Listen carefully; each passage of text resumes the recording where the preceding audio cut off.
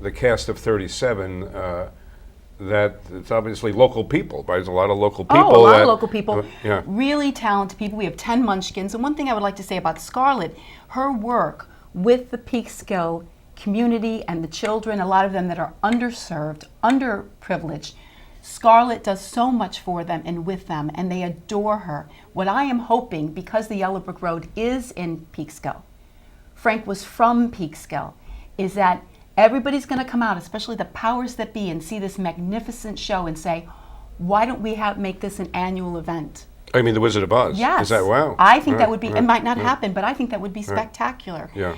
But at least see what Scarlett is doing with these young children. Right. And changing their lives. And I only know, I mean, the Masons saved my life, and in a certain way, Antonia Arts is saving some other lives. Yeah. Very important. So. No, I totally agree with you. And Scarlett, we mentioned at the outset of the show the connection L. Frank Baum has to Peekskill. So why don't you just talk more about that? I mean, even to the extent, I know some people may be a little skeptical of this, but there are yellow bricks somewhere in Peekskill, and that's where he got the concept for the Yellow Brick Road? There are. The thing about starting with the show, I just felt I wanted to do the show. I needed to do the show. I knew Gabby was Dorothy. And that's how the whole thing started. Pre-casting. She was Judy Garland coming back or whatever, and that's how it all started. Yeah.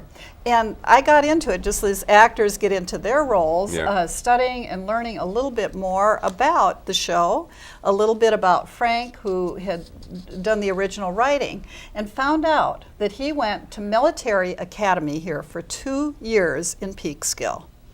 He was a creative, and can you imagine a creative going to Military Academy? It was challenging. Right. It was challenging. A little yin and yang going on there, right? Yeah. But and he wasn't well. He wasn't real healthy. So it was not a good match for him, and so he only lasted a couple of years. But he did go to Peekskill Military Academy, and he did contribute his books to the academy down the road. So he was empowered by it, and it really made an impact on his life. And you said that was. You said this